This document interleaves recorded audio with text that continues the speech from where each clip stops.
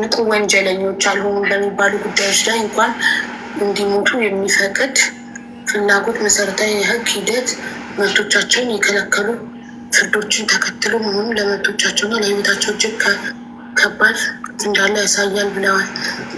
በሂውማን ራይት ዋች የከፍተኛ ስደተኞች እና መብቶች ምርምር ባለሙያ የሳውዲ አረቢያ ሀገራት ነገሩ ከመዘግየቱ በፊት አሁን እንዲያገለግሉ ያስፈልጋል። ሂውማን ራይት ዋች በሳውዲ አረቢያ አሲር ክልል ውስጥ ባለው የካሚስ ሙሻይት የእስር ማዕከል የተያዙ 3 ወንዶች ጉዳይ ላይ 3 የታመኑ ምንጮች አነጋግሯል። እነዚህ ምንጮች እንደተናገሩት 3ቱም ሰዎች ከ2020 እስከ 2022 በኢትዮጵያ ሰሜናዊ ትግራይ ክልል ያለውን የተዋጊ ግጭት ተከትሎ የተሰደዱ መሆናቸውን ገልጿል። እዚያም የሰብአዊ ሁኔታ እጅግ ከባድ እንደሆነ ይቀጥላል።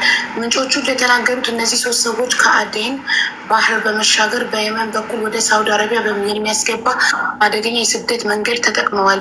ስራ ለመፈለግ እነሱ ካት የተባለውን ቀላል ነርቭ አነቃቂ እጽዋት ለመሸከም እንደተገደዱ ተናግረዋል። ይህም ለጉዟቸው ገንዘብ ለማግኘት ለመኖር ነበር። ቢያንስ በአንድ ጉዳይ አንድ ሰው ከየመን ወደ ሳውዲ አረቢያ ካት የሚሉ ጫት ነው። ጫት እንዲያጓጉዝ በአስገዳጅ መንገድ ተገድዶ እንደነበር ተናግሯል። ይህም ጉዞውን ለማስቻል እንደ ሁኔታ ነበር። ጫት ውስጥ ያለው ነርቭ አነቃቂ ንጥረ ነገር በሳውዲ አረቢያ የተከለከለ ሲሆን በኢትዮጵያና በየመን አንዳንድ ክፍሎች ግን በሕግ የተፈቀደ እና በባህል የሚጠቀሙት ነው። ምንጮቹ እንደተናገሩት እነዚህ ሰዎች ጫትን ወደ ሳውዲ አረቢያ ማምጣት ወይም በውስጧ መሸከም ሕገወጥ መሆኑን አላወቁም ነበር። ምንጮቹ በተጨማሪ እንደተናገሩት የሳውዲ ደህንነት ኃይሎች እነዚህ 3 ሰዎች በ2023 እና በ2024 መካከል በአባህ ክልል ሲጓዙ አግኝተው አስረውታል። ከዚያም ወደ ተለያዩ የእስር ማዕከሎች አስተላልፏቸዋል። እንዲህ ታዲያ መች ግድያ ተፈጸመባቸው፣ መች የሞት ፍርድ ተፈረደባቸው ይላል። ይህን ዜና ወደ አማርኛ በቻትጂፒቲ ተርጉም የሆነ ያነበብኩት የሞት ፍርድ ተፈረደባቸው አይልም። የታል ትክክለኛም ዜና? አምጡ እንግዲህ ሰዎች አልቅሳችሁ ያስለቀሳችሁ ነበር ሳምንቱን ሙሉ። እስኪ አምጧ። የታለ ዜና? ትክክለኛ ዜና አምጡ። እሱ ካለ ደግሞ ጉርሻ እንጠይቀዋለሁ መረጃው ከየት እንደሆነ። እያረኩ ነው ለማግኘት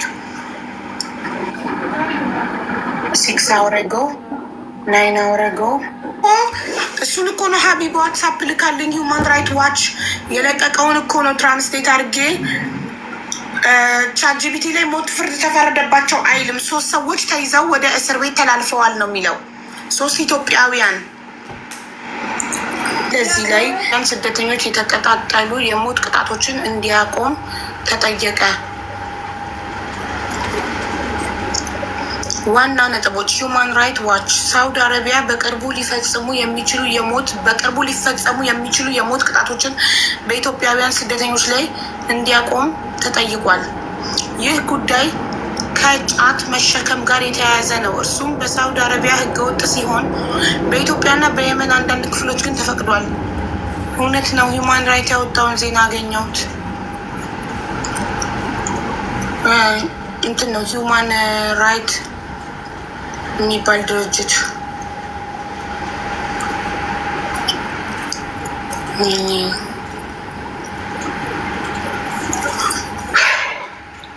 ሪፖርቱ እንደሚገልጸው አንዳንድ ስደተኞች ጫትን በመሸከም እንዲሰሩ ተገደዋል ወይም ህጉን እንደሚያፈርሱ አላወቁም ነበር፣ ህገወጥ እንደሆነ ሳያውቁ። እነዚህ ሰዎች ከኢትዮጵያ በትግራይ ጦርነት ተከትለው ተሰደው በአደገኛ መንገድ በየመን በኩል ወደ ሳውዲ አረቢያ የመጡ ናቸው። ሂውማን ራይት ዋች የሚያስጠነቅቀው ነገር ፍርዶቹ የፍትህ መስፈርቶችን አልተከተሉም የሚል ነው።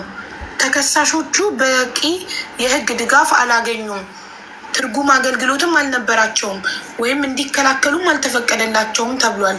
ድርጅቱ እንዲሁም ሌሎች ሀገሮችንና ዓለም አቀፍ ተቋማትን ግፊት እንዲያደርጉ ጠይቋል። ይህ የሞት ቅጣት እንዲቆምና ጉዳዩ እንደገና በፍትህ እንዲመረመር ይጠይቃል ይላል።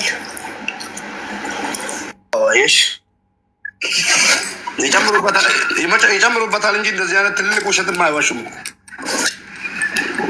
ግን አሁን እዚህ ጋር እየተባለ ያለው ለምሳሌ ትግራይ ይሄም እንትን አለ ፌር አይደለም። ይሄን ዜና ያቀረበው ፌር አይደለም። የትግራይ ልጆች ብቻ አይደሉም። አዎ የትግራይ ልጆች ጦርነት ላይ ነበሩ። ሊሸሹ ይችላሉ፣ ሊያዙ ይችላሉ። ግን የኢትዮጵያ ብሔር ብሔረሰቦች የአማራ ልጅ፣ የኦሮሞ ልጅ፣ የወላይታ ልጅ ስንት ሰው ነው በእንደዚህ አይነት ነገር የተያዘው? ይሄ ዲፌንስ የሚያደርገው ለትግራይ ልጆች ምክንያታዊ በቂ ሊሆን ይችላል። ሌሎቹስ ኦሮሚያ ክልል ያለው ትግራይ ክልል ላይ ሄዶ እዛ ትግራይ ስለሆንኩ ጦርነት ላይ ሸሽቼ ነው ማለት ይችላሉ? አይችሉም። የአማራ ልጆች ትግራይ ክልል ላይ እያለን አይሉም፣ አይመጣላቸውም። ስለዛ ፊታዊ በሆነ መንገድ አድርጓል። በቃ እንደዚህ አይነት ነገር ተው። ሁላቸውም አድርጓል። አሁን ባሏ ምስትየው ተናገረች። ባሌ ጫት እየነገረ ነበር ተያዛለች። እንዲህ አምነን ይቅርታ እንዲደረግላቸው ካላደረግን በስተቀር 3 ሰውና 4 ሰው ለማትረፍ እኔም እንግዲህ በቃ የኦሮሞ ልጆች እኮ እንደዚህ ከመንግስት ጋር ተጣልቶ ተቃውሞ መንግስት ስላሰራቸው ጠፍቶ ነው ብዬ የምናገር ከሆነ የአማራውም እነዚህ ፋኖ ነበሩ እንደዚህ ወጥቷል ብሎ ከተናገሩ ሁላችንም አልተስማማንም፣ ድምፅን መሆን አንችልም። ምን ማለት ነው? የሚያዋጣን እንደ ሙባረክ ሀቢባ አንድ ላይ ሁሉም ኢትዮጵያዊ በቃ ሁላቸውም ኢትዮጵያውያን አጋጣሚ ደግሞም ሰዎች ሸክሟቸው ደላላ ሸክሟቸው የተበላ ሙድ ነው። ከአሁን በፊት እንደዚህ ብለን አስለቅቀናል። አጥፍተዋል። የሳውዲ መንግስት ምሕረት ካላደረገ እድሜ ልክ እስራት የኢትዮጵያ መንግስትም ገብቶበት እርግጠኛ ሁኜ የምናገረው የኢትዮጵያ መንግስትና የሳውዲ መንግስት ስምምነት ስላላቸው ቢነጋገሩ በአምባሳደር በኩል የተወሰነ ነገር ለውጥ አለው። ስለዛ ድምፅ መሆን እንጂ እንዳሁኑ የሚያስኬደን አይመስለኝም እኮ። እኛ አሁን ሁላችንም እንግዲህ ያው ዜናው እውነት መሆኑን አሁን አረጋግጠናል። እንግዲህ መሆን የምንችለው ድምፅ ነው መሆን የምንችለው። ሁላችንም ቪዲዮ እንስራ በአቅማችን። አንድ ቀን ደግሞ እንሰብሰብና ድምፅ እንሁን። የኢትዮጵያ ኤምባሲም እንዲተባበረን ድምፅ እንጠይቅ። ወገኖቻችን በእስር እንዲቀየርላቸው ማለት ብዙ እኮ ሳያውቁም እኮ ጫት ይዘው የሚያልፉ አሉ። አሁን በቀደም አንዲት ባለ ታሪክ እዚህ ቤት ታሪኳን ስትናገር ትዝ ካላችሁ የምከፍለው ስለሌለኝ ጫት ይዤ አለፍኩኝ ስትል እዚህ ጋር አታውሪ እንደዚህ አይነት ነገር አልኳት እኔ። ትዝ ይላችኋል? አንዲት ምስኪን ባለ ታሪክ እና የሚከፍልላት አታ የምትከፍለው አውሮፕላን የላቸውም፣ የሚጭኑበት መኪና የላቸውም እኮ፣ የሚጭኑበት አህያ የላቸውም እኮ። የእኛም ምስኪን ልጆች ነው የሚያሸክሙት። ገባሽ? አሸካሚዎች ናቸው። ጥፋተኛ ብንልም አሸካሚዎች ላይያዙ ይችላሉ። አሸክመው ከፊት አስከትለው ልጆቹ ሲያዙ እንደሚመሰከርባቸው ስለሚያውቁ ይጠፋሉ። አቡዬ ደላላዎች የተያዙት ትንሽ ናቸው። እንዳደሱ ንጹሃኑ ናቸው።